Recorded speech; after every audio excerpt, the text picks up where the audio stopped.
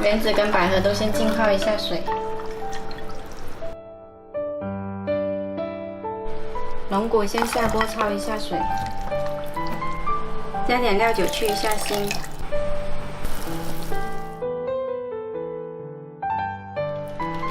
焯过水的龙骨再过冷水清洗一下。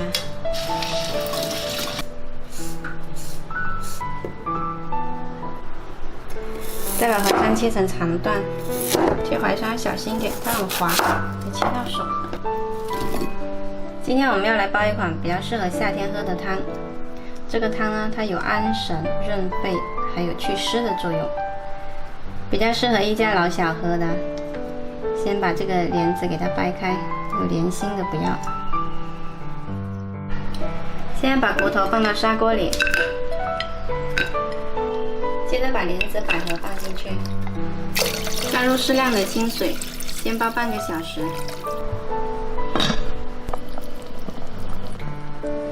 这个汤小火煲了有半个小时了，现在可以来把淮山加进去。我们把淮山加进去之后呢，先大火煮开，再转小火煲40分钟。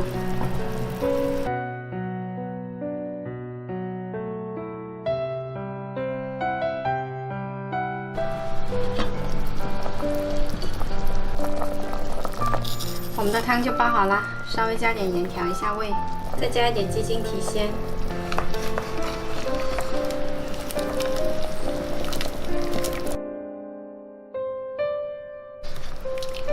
现在就可以开吃啦。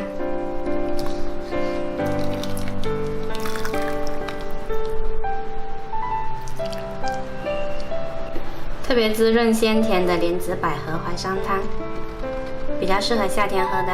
喜欢的话可以试一下。